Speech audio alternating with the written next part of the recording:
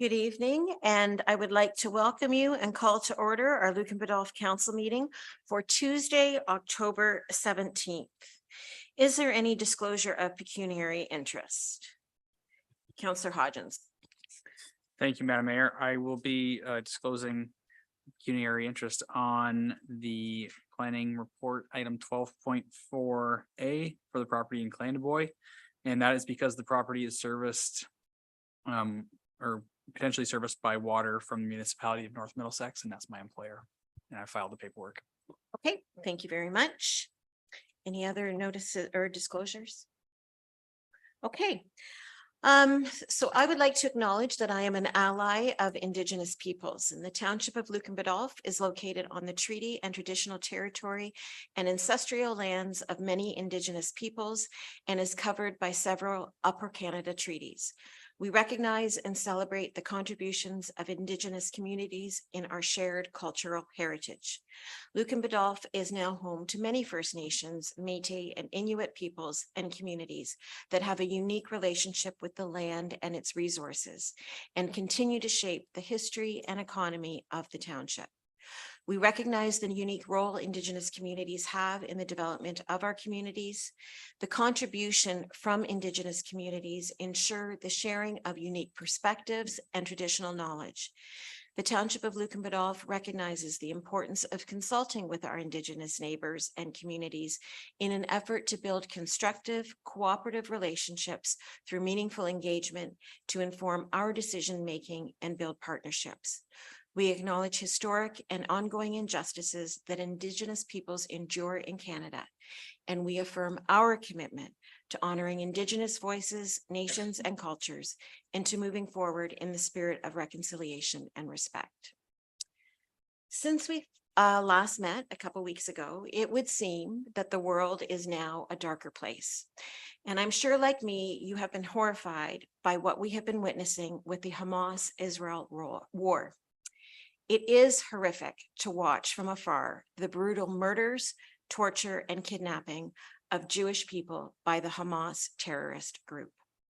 The loss of innocent Israeli and Palestinian lives is gut-wrenching and only promises to grow as this war escalates.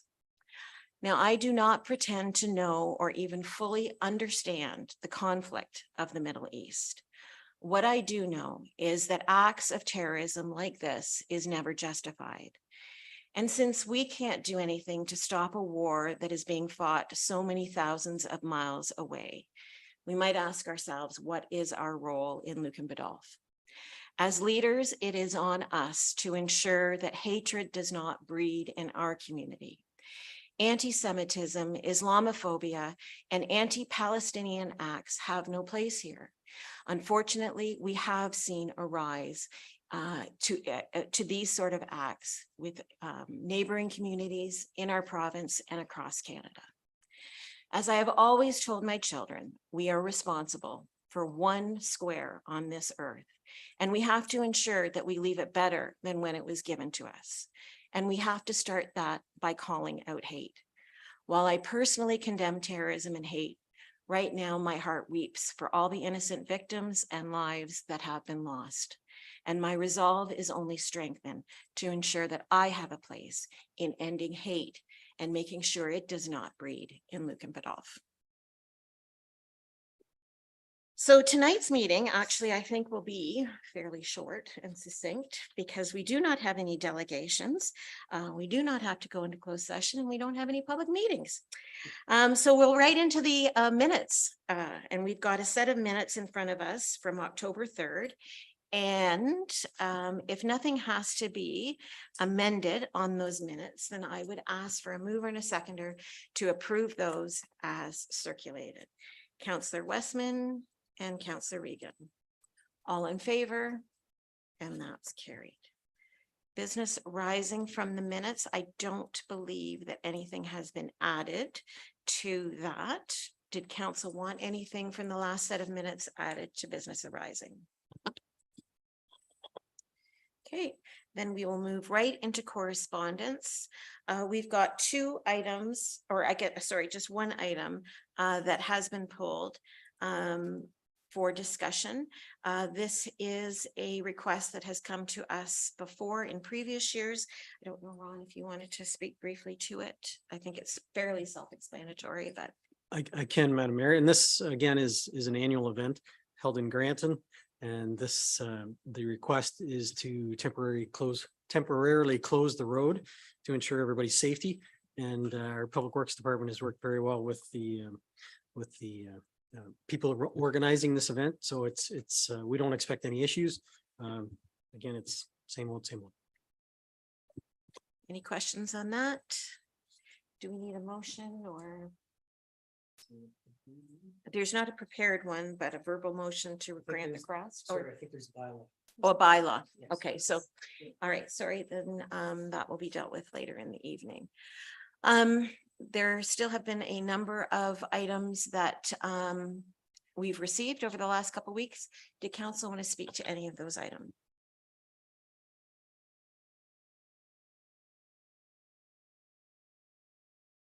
Okay, with that, I would just maybe point out that our neighbors in Middlesex Center are having a breakfast with the mayor on November 2nd. So if anybody wants to attend that, please make sure that you fill out the Eventbrite invitation. If I can get a mover and a seconder to receive those for information purposes, please. Deputy Mayor Manders and Councillor Regan. All in favor? And that's carried. On to committee reports. Blue Water, We meet Thursday. CEDC, Madam Mayor, there's nothing to report on our meetings on Wednesday, the 25th. I'll report for council, our first meeting in November. okay, thank you. Lake Huron, we did have a meeting. Unfortunately, it had to be rescheduled because we didn't have quorum.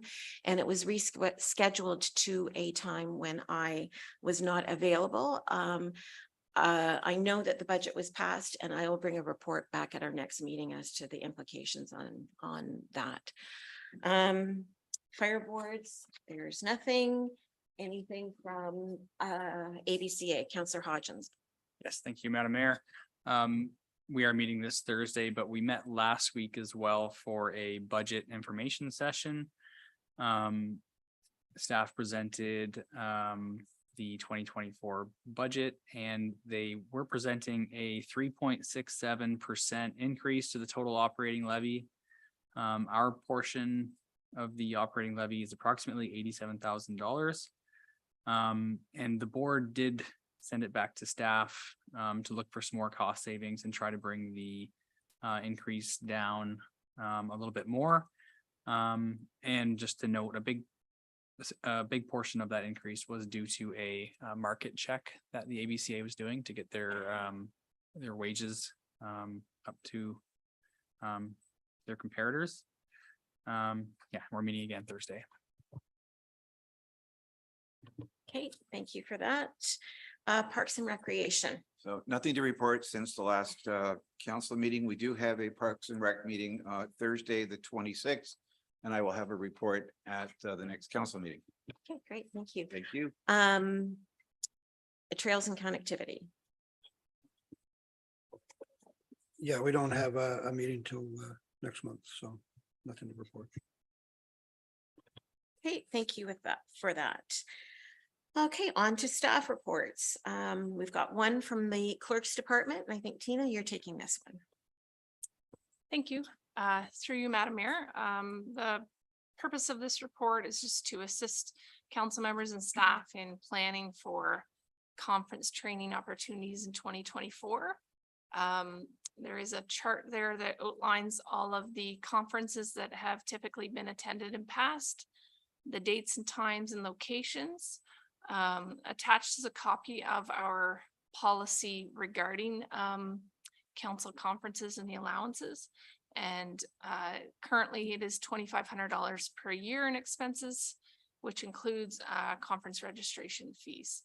So staff is asking that council members have a look at these conferences and consider which they wish to attend so that we can plan accordingly and have equal representation at each conference. Any discussion on any of that? When, I guess, do you want, I know with Roma, I believe there's an early bird fee or early bird rate until the end of the month. So if anybody wanted to go to that, and I think Good Roads has a early bird rate until the middle of November, maybe, or it opens up in November, but are you looking for us to just report back to you via email, or do you want us to come to council? How do we want to handle that? Yes, you are correct. The Roma conference, the early bird registration is October 27th. So if anyone's interested in attending that, I would ask that you advise that as soon as possible. And then, yeah, if you want to discuss, and then maybe send staff an email, and we can go from there. Okay, I might, oh, Deputy Mayor Manders. But from our standpoint, I think from a budget standpoint, the expectations would be one from the, at least council's standpoint, expectation be one meeting per year, I believe, or no, that's what I would hope, or at least that's, I certainly want a good explanation. I think it's great to support when it's in London and we don't have as high as per diem and overnight stays, but it doesn't appear like there's anything local. So I'm only one vote, but I would have a tough time putting up my hand for a counselor to go to two myself, or even myself. So just a comment. So Well, I think $2,500 that includes registration fee. It's very difficult for a counselor to go to more than one. So that might be a budget discussion. Tina and I were talking earlier. There are some municipalities, and this happens at the county level, your registration fee is taken out of your expense. So your expenses are essentially your travel, your per diem, your hotel and all that. And that would filter, that would factor into that line, and then your registration would be above the 2,500. But I think that's a discussion, obviously, to have at budget time. But certainly the way it is now, it's pretty difficult for a counselor to go to two away the way it is. Yeah. Madam Mayor, I was just going to mention too, I think the whole purpose of the report from Tina was to sort of put everything out in front of everybody, so you can kind of figure out who wants to go to which one. So we're not getting, 4 people to go into one and nobody going to another one. So we kind of spread out and make sure we a certain member, like we have at least one council member at each one of these events. So. Thank you. So we'll look for more information on that to come your way. Yes. Okay, any further discussion on that report? Okay, if I can get a mover and a seconder to receive that report for information, and I guess we'll take off the provide the direction, because we don't have that at this point, right? Yeah, that's fine. Thank you. So just to receive that report for information, Councillor Hodgins and Deputy Mayor Manders, all in favor?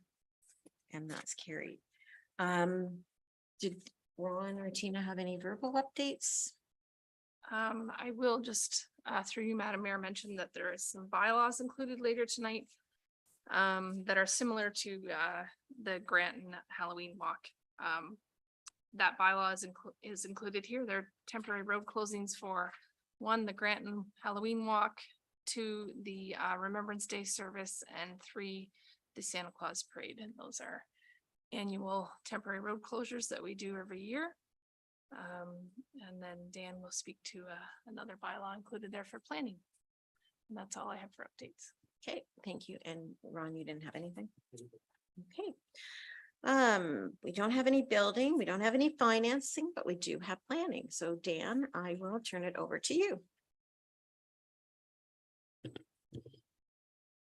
Yeah, thanks, Madam Mayor, members of council here tonight. So I'm just looking at the agenda and I realized that there is a mistake in the recommendation that is included on the website. So I do apologize for that. It's referencing a different property in the actual recommendation. So we are going to have to update that for council tonight. So with that said, item 12.4A on the agenda, the purpose and effect of the application in this case is to sever a new commercial lot with a frontage of approximately 107 meters in an area of 0.97 hectares with the remnant a frontage of 84.4 meters in an area of 0.69 hectares. And the effect would be to establish a new commercial lot with the intent of establishing a self-storage facility. So to that end, there's also an associated zoning bylaw amendment attached to this file. So the purpose and effect of the proposed zoning bylaw amendment application is to establish a site-specific C3 holding zone, which would permit the specific establishment of a self-storage facility, and also permit a maximum lot coverage of 45%, a reduced lot frontage setback of 4 meters, and a reduced interior side yard setback of 3 meters. The application originally came before committee and council on March 15th, 2022. And since that time, the applicant has worked through comments that were received regarding on-site operations. That did include water, firefighting, travel distances, access, as well as stormwater control. The township, along with the county, have consulted with the Ministry of Transportation in this particular instance as well, who have given their clearance subject to conditions. So discussions have led to some unique conditions, as mentioned, to the proposed severance application. And one of those being a requirement to establish a mutual agreement under the Drainage Act, which would allow for the proper discharge and management of stormwater controls post-development. With that said, all other conditions that are included in the consent application are generally regarded as standards. I have reviewed the request against the provincial policy statement, county official plan, as well as Lucan Biddulph's official plan documents. In this case, the development would be located within the hamlet of Clandeboye on a vacant underutilized portion of land. The proposed use and zoning provisions are considered appropriate, given that the lower intensity of use of a self-storage facility is proposed on site. The owner has provided a conceptual site plan indicating how the site could properly function, given the zoning provisions requested. Also, given the location of the site within the surrounding context, it's not anticipated that a lower traffic use would cause any potential negative impacts on adjacent properties. So given the above, I am recommending approval of consent application B1 2022, subject to the conditions that are outlined in the planning report. Additionally, I am recommending zoning bylaw Z1 2022 be approved in principle, and that a zoning bylaw be brought forward for consideration once a deposited reference plan has been received by the township. Thank you. Okay, great. Thank you for that. Dan, questions or comments on the report that's in front of you? And application.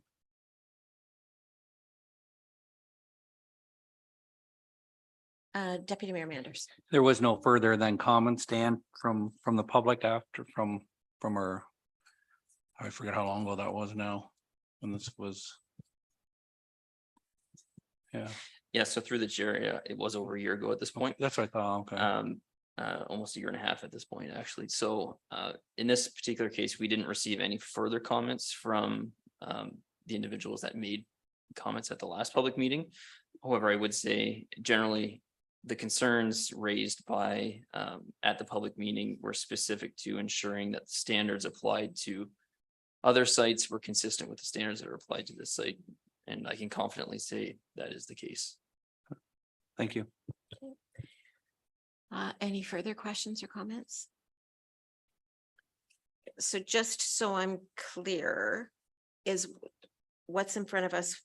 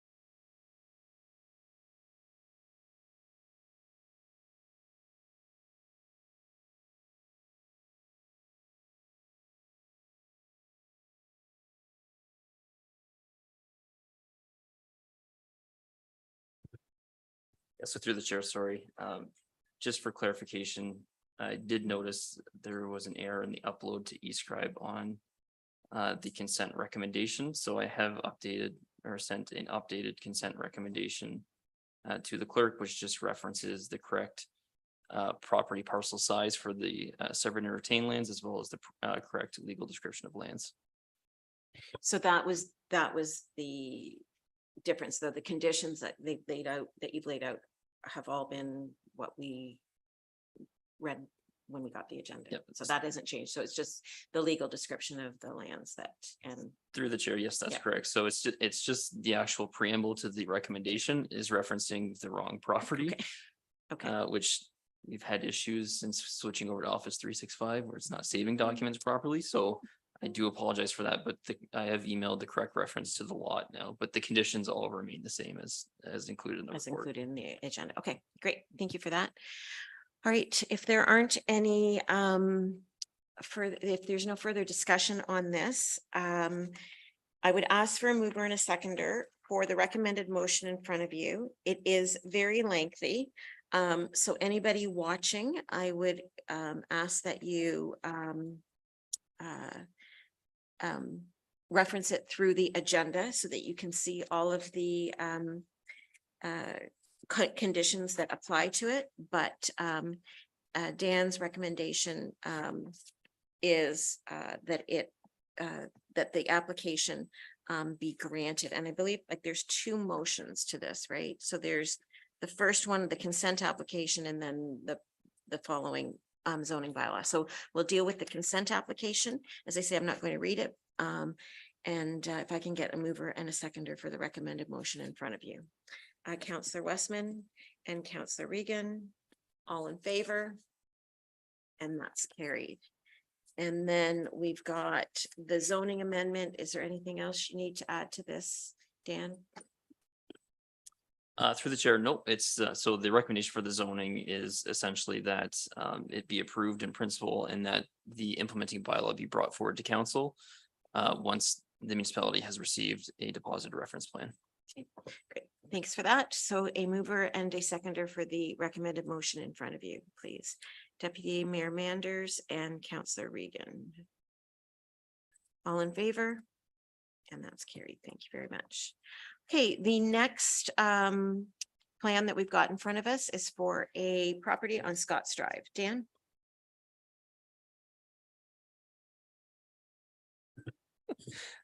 Through the chair, thanks, council. So application 12.4.b being report PL 16/2023 Scotts Drive, Asable Fields. The purpose of this particular application is to request a part lot control exemption under the Planning Act. So as council may recall, this particular subject site, which is located on the west side of Scotts Drive, does represent part of block 13 that was conceptually designed for 9 separate street fronting townhomes that contain individual servicing connections, municipal servicing connections through municipal water as well as municipal sanitary. So currently the 9 street fronting townhomes are under construction, as you may have seen. The owner is seeking to separate the homes on individual lots. And the purpose of this is just essentially to sell them as separate freehold units to the public. So as an approved block in a plan of subdivision, it is common generally for developers to request an exemption from part lot control in order to proceed with creating separate lots while not having to complete the full subdivision process. The theory being that the lands were previously subject to a public process and were considered for future subdivision as part of that original application. So this part lot control exemption bylaw is intended to implement that approved residential use of the lands and also to permit the townhouse dwelling units to be sold as freehold units. A reference plan is attached to the report and does show the specific lots, and each lot meets zoning requirements as previously established. So given the above, I am recommending that part lot control bylaw, which was prepared for consideration, be passed and that it be forwarded to the County of Middlesex for approval. Thank you. Okay, thank you, Dan. Questions or comments on this application?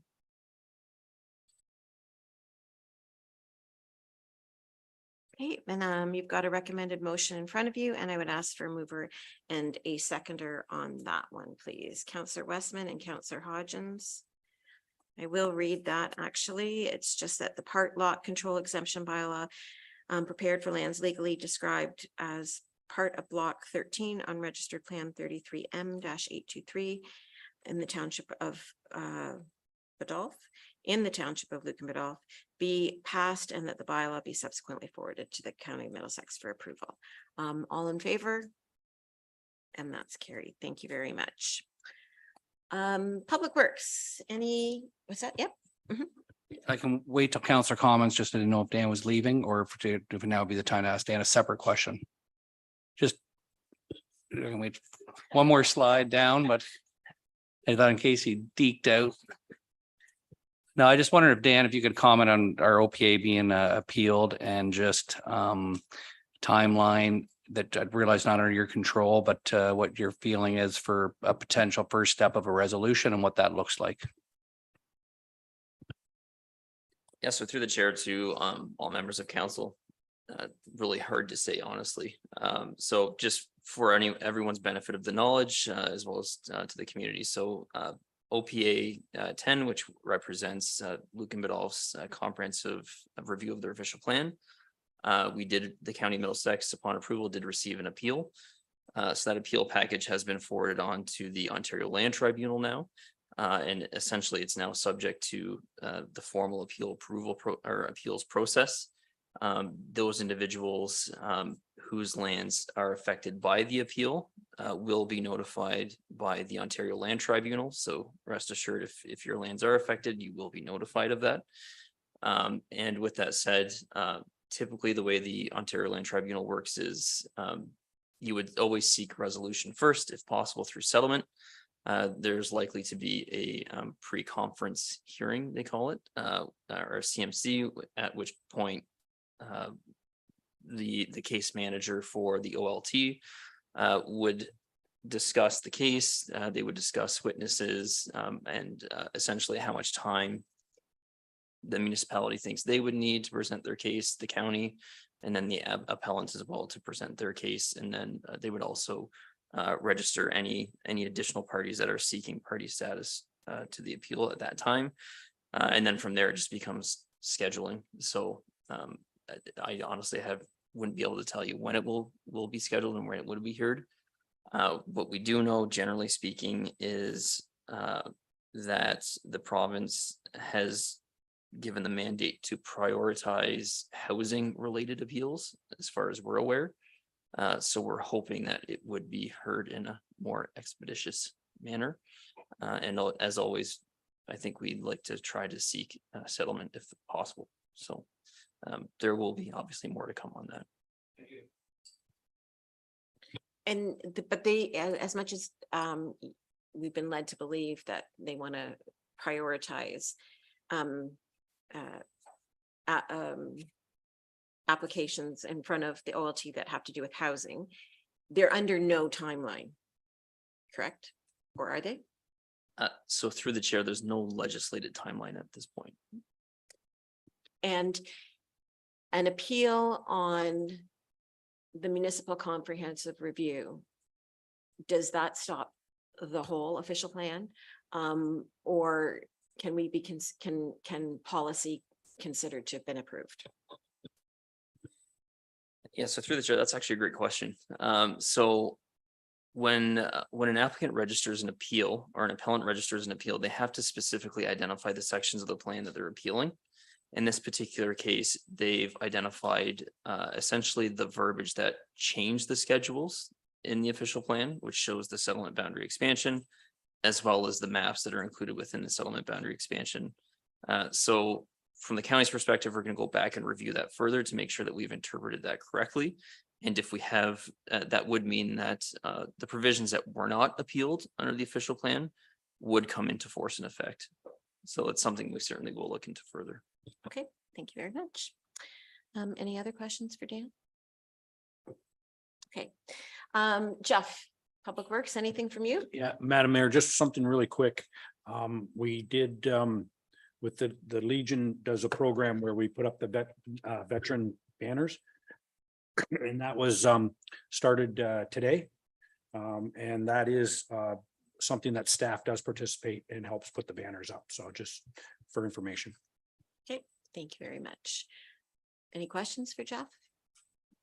Okay, Lisa, anything from economic development? No, any questions for Lisa? Okay, councillor comments. Councillor Westman.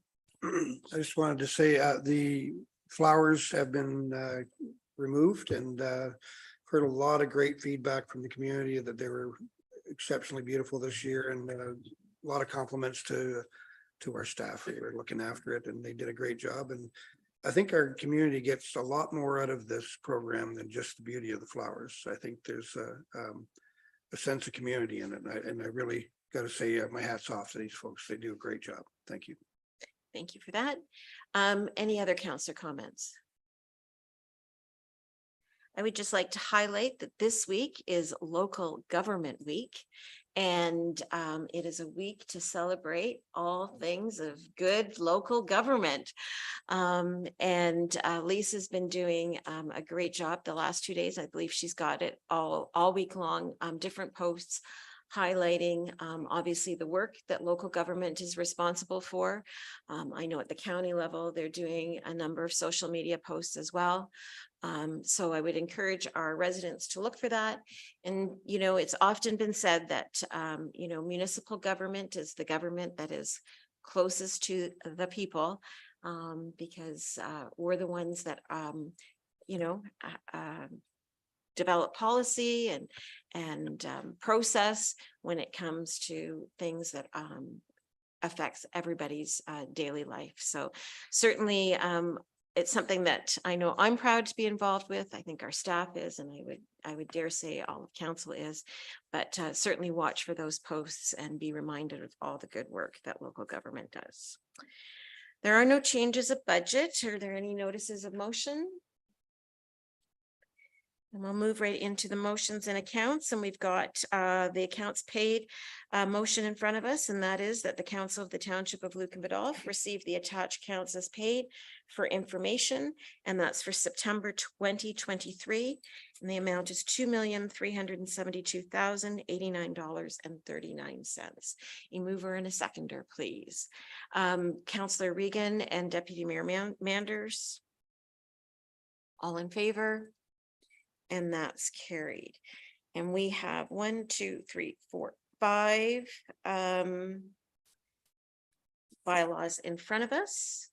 And the motion is that if no one cares to speak to bylaws 44-2023 through 48-2023, inclusive on their first, second, and third reading, that they be considered to have been read a first time and passed, read a second time and passed, and read a third time and passed. A mover and a seconder for that, please. Councillor Regan and Councillor Hodgins, all in favor? And that's carried. And resolved that the council meeting be adjourned at 5 minutes after 7. A mover and a seconder, please. Councillor Westman and Deputy Mayor Manders, all in favor? That's carried.